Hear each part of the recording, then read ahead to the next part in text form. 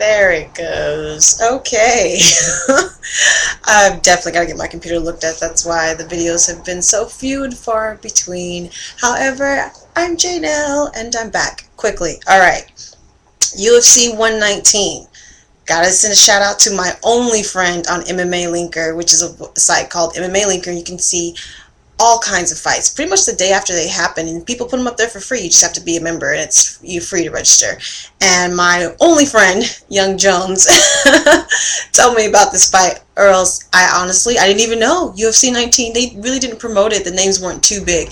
Anyway, so I looked up a couple of the matches. The main event was Mirco Cro Cop and Frank Mir. We'll get to that later. I saw Chris Lytle and Matt Serra, and actually, we'll start with that. Yeah, Chris Lytle, Matt Serra. I'm a big fan of Chris Lytle because he always bangs it out. His goal is always to be fight of the night. So he throws with the best of them. He can take hits. He's just really exciting. Matt Serra is pretty cool. He's an all-around fighter.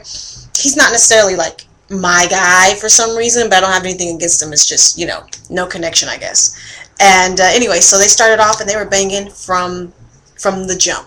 Both throwing, all boxing basically. It didn't go to the ground. Oh gosh, it didn't really go to the ground at all. It was all boxing. And they were both landing big shots the whole fight. It went all 3 rounds. Chris Lytle did get the best of Matt Serra. He landed more combos. Some of his shots were just cleaner. He landed some uppercuts that were just brutal. There was one where Matt Serra was actually coming in to hit him, and he connected with the uppercut, so it was, the impact of him coming in at the same time. And I thought he was going to be knocked out there, but he took it. That was one thing.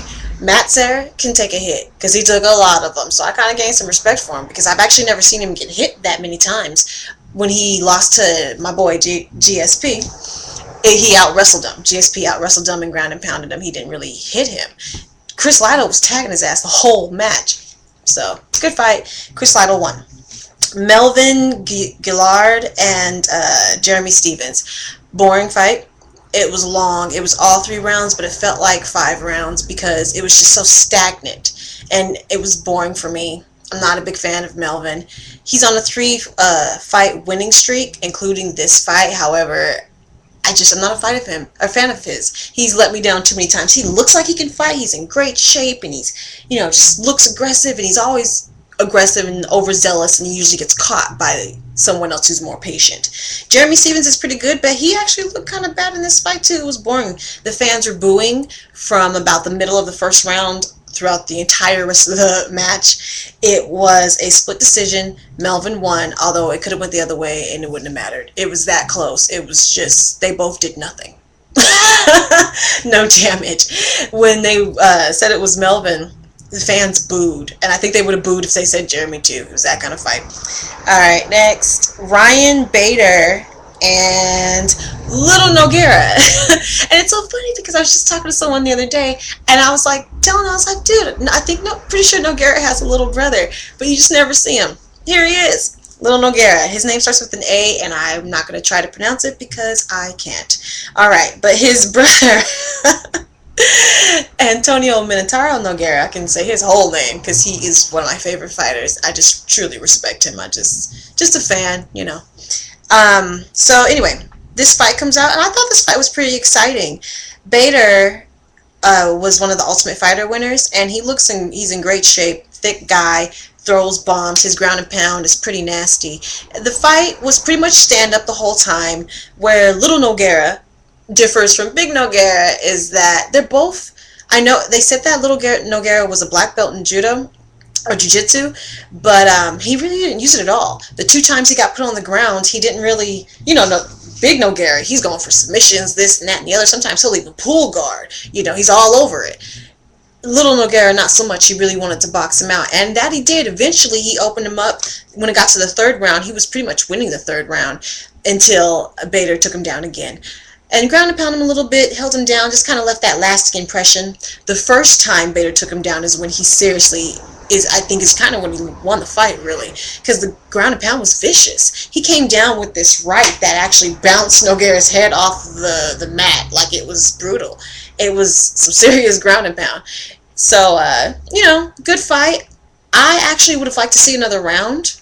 I think it could have opened up more. Both fighters had more in the tank and everything. Nogueira was just starting to open him up, landing shots, landing knees, and it just seemed like it needed to be another round, or I would watch a rematch. I thought it was a decent fight. And I think that is, oh, yeah, those are the three undercards I saw, and then Mirco Cro Cop and Frank Mir. Again, it was disappointing. This is how it went. They were fighting position. They both respect each other. You could tell. They're very cautious. There was a knee, a big knee, to the groin of Frank Mir, so that stopped the fight for a little bit. They were just really cautious. They really respected each other. Frank Mir was using that body against them, holding him against the fence, and Mirco couldn't really find his range, and he was kind of, it seemed like he was scared of getting taken down. So it was kind of boring. So it was boring, boring, boring, boring, boring, boring, boring. And then all of a sudden, a minute left in the third round, knee, fall, crack, crack, fight's over. Frank Mir wins. And it came out of nowhere. I stopped paying attention to the fight because it really was just, wouldn't do anything for me. And then all of a sudden, Frank lands this massive knee, knocks him completely on his ass. He was pretty much done. The fight was over with the knee. But, you know, he got him on the ground. He got on top of him and landed like another right just for good measure. He went for the left, missed it. Went for the right, hit him dead in the face. He was pretty much already knocked out. He re-knocked him out. And it was over. So Frank Mir won. He looks in good shape. He's only 31 years old, so he's got a lot of career left. That's it for that one. This is going to be a two-part thing. I got another video coming. I just want to make them short. So, ladies, make your own money. Sign your own checks.